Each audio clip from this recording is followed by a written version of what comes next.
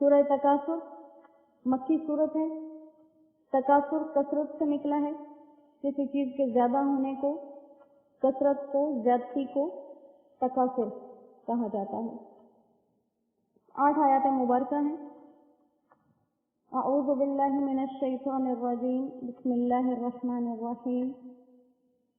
अल्हाकुमुत तकासुर, अल्हा अलग लफ्ज़ है, कुम अलग लफ्ज़ है। अल्हाकुम गफलत में डाला तुम लोगों को, अत-तकासुर माल और दौलत की कसरत में, गफलत में डाल दिया तुम लोगों को माल और दौलत की कसरत में। हत्ता ज़ुरतुमुल मक़ाबिर, यहाँ तक कि तुम लोगों ने कब्रें जा देखी। कल्ला सौफ़ तअलमून, हरगिज़ नहीं आगे जान लोगे। सुम्मा कल्ला सौफ़ तअलमून, फिर हरगिज़ नहीं आगे जान लोगे। कल्ला लौ तअलमूना, कोई नहीं अगर तुम जान लो इल्मल यकीन, यकीन करके, लतरवुन्नल जहीम, बेशक तुम्हें जरूर बजरूर देखना है जहन्नम को। सुम्मा लतरवुन्नहा, फिर तुम्हें जरूर बजरूर इसको देखना है ऐनल यकीन, यकीन की आंख से। सुम्मा लतुसअलुन्ना, फिर जरूर बजरूर तुमसे सवाल किया जाएगा यौमइज़िन, उस दिन, अनिन नईम, नेमतों के बारे में। अल्लाह सुब्हानहू व तआला बहुत खूबसूरत पैगाम इंसान के दिमाग को जगाने के लिए उसे दे रहे हैं कि दुनिया के अंदर माल जमा करने की कसरत ने तुम्हें गाफिल कर दिया है तुम्हारी कब्रों से। दुनिया में माल जमा करना, औलाद के लिए आसाइशात जमा करना, दुनिया के साजो सामान जमा करना, घर बड़ा बनाना तो फिर उसको सामान से भरना, फिर उस सामान की देखभाल करना, इन चीजों ने तुम्हें गफलतों में डाल रखा है। और कब तक गफलत में पड़े रहोगे? हत्ता ज़ुरतुमुल मक़ाबिर, यहाँ तक कि तुमने अपनी कब्रें जाकर देख ली, यहाँ तक कि तुमने कब्रें देख ली। और ये एक आम मुशाहिदा है।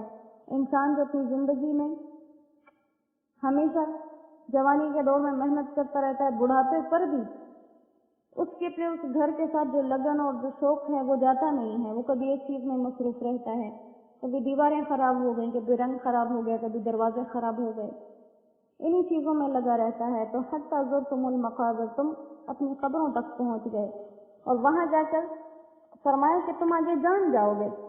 सौफ़ तअलमून, आगे मालूम हो जाएगा ये जो गफलत थी ये कितनी नुकसानदेह साबित हुई, ये आगे जाकर मालूम हो जाएगा। और फरमाया कि दुनिया के अंदर अगर तुम्हें इल्म यकीन भी हासिल हो जाता तो काफी था, आगे तो तुम उसको अपनी आंखों से देखोगे, फिर तुम्हें ऐनल यकीन हासिल हो जाएगा। एक इल्मल यकीन है, एक है ऐनल यकीन। इल्मल यकीन का मतलब किसी चीज के बारे में सिर्फ जान लेना, सुन लेना। ऐनल यकीन उस चीज को देख भी लेना, परख भी लेना।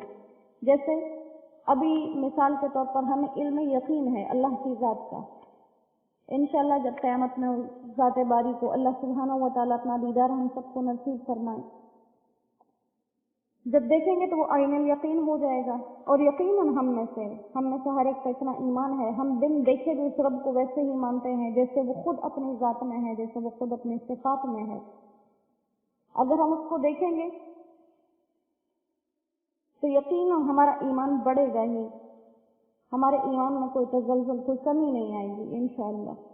तो कहा कि तुम अगर इल्म यकीन से ही काम ले लेते तो ये बहुत बेहतर हो जाता, क्योंकि इल्म यकीन तो ये है, अल्लाह फरमा रहे हैं जहन्नम है, मान जाओ, इसकी तरफ जाने वाले कामों से बच जाओ।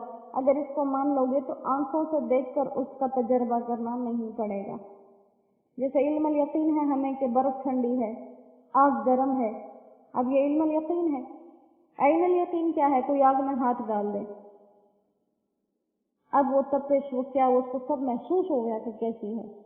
कोई बर्फ पे हाथ रख दे, बर्फ को हाथ में पकड़ ले, अब उसको वाकई मालूम हो गया। एक इल्म यकीन था। तो कहा कि जहन्नम का अगर इल्म यकीन तुम हासिल कर लेते, वही तुम्हारे लिए बेहतर होता, तुम्हें उसके अंदर जाना ना पड़ता। और तुम जब उसको अपनी आंखों से देख लोगे तो वहां तो उससे बचने वाली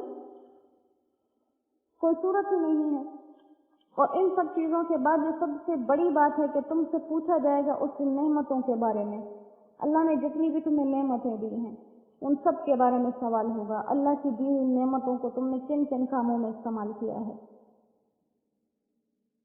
تو جیسے دنیا کے اندر انسان جس کے پاس مال اور اسباب ہیں وہ اپنے مال اسباب پر فخر کر رہے ہیں, جو جائیدادوں والے ہیں جائیدادوں پر فخر کر رہے ہیں, ہر انسان کسی نہ کسی چیز پر فخر کر رہا ہے. تو کہا کہ آخرت میں یہ بات, مرنے کے بعد انسان کو جیسے اپنی قبر میں جائے گا اسے سوال جواب کے مرحلوں سے جب گزارا جائے گا تو معلوم ہو جائے گا کہ یہ سب چیزیں جس کو ہم باعث فخر سمجھتے تھے یہ کوئی باعث فخر چیزیں نہیں ہیں.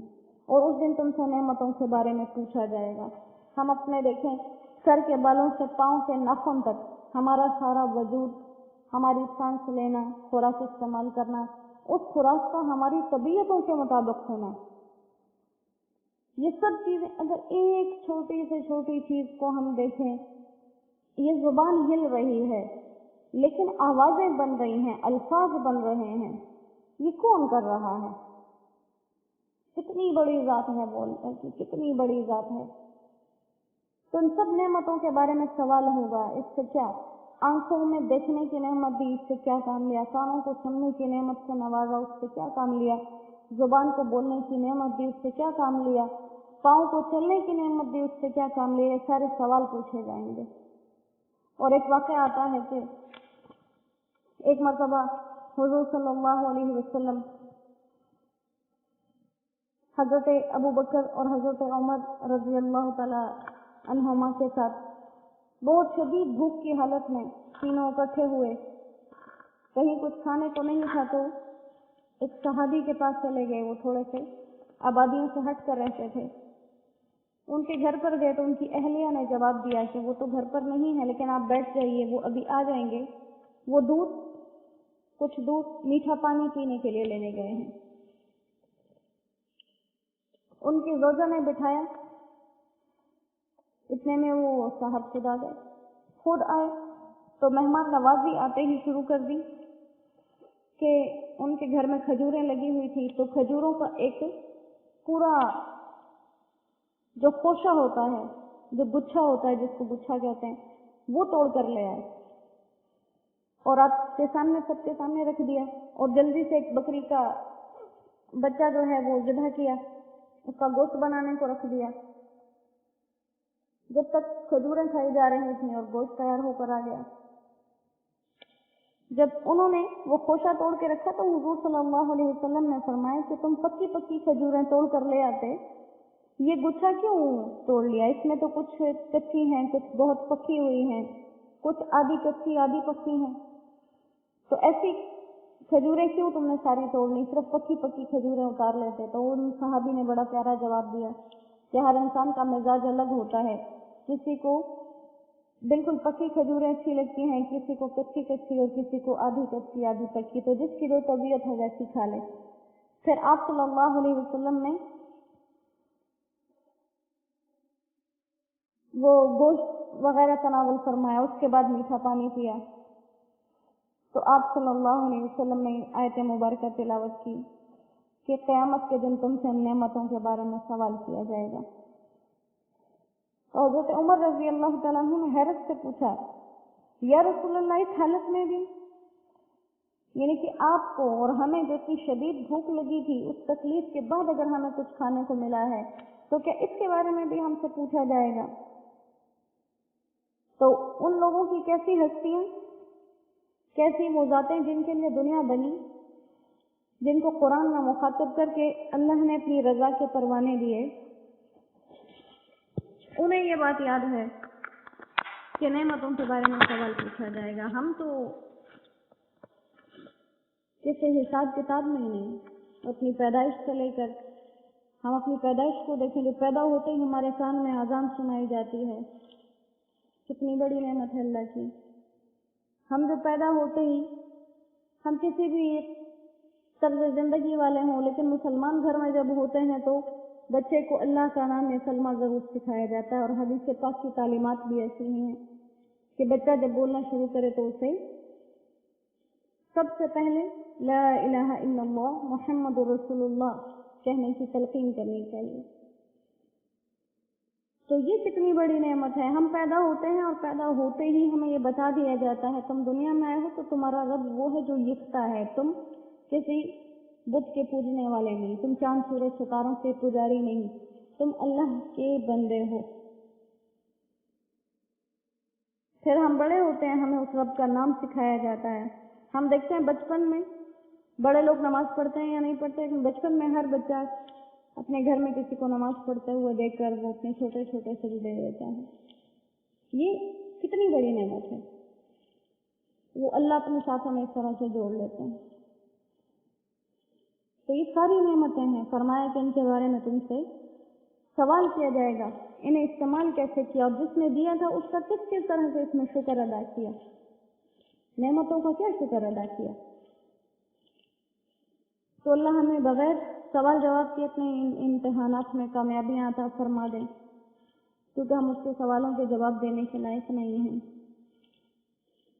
اور اللہ ہمیں اس دنیا میں ایسی زندگی عطا فرما دے جیسی زندگی وہ اپنے محبوب پیارے بندوں کو دیتا ہے. نافرمانوں جیسی زندگی گزارنے سے اللہ ہمیں ہماری حفاظت فرمائے.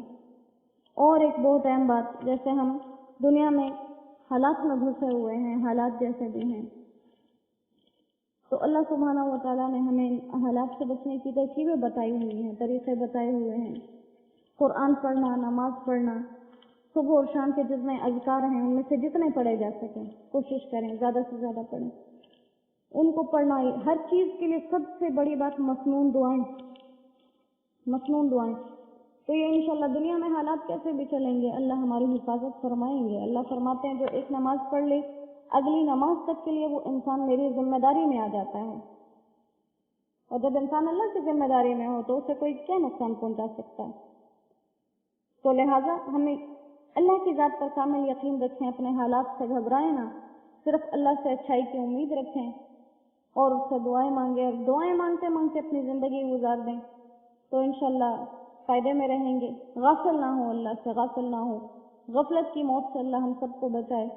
اللہ ہمیں اپنی رضا والی اور رضامندی والی موت نصیب فرمائے, جس میں ہم اس رب کی ذات کا خیال بھی ہو اور ہم اس سے معافی مانگ کے دنیا سے جا رہے ہوں کامیاب جا رہے ہوں, دنیا سے جا رہے ہوں تو کامیاب جا رہے ہوں, ناکام نہ ہوں. وآخر دعوانا الحمد للہ رب العالمین. السلام علیکم ورحمۃ اللہ وبرکاتہ.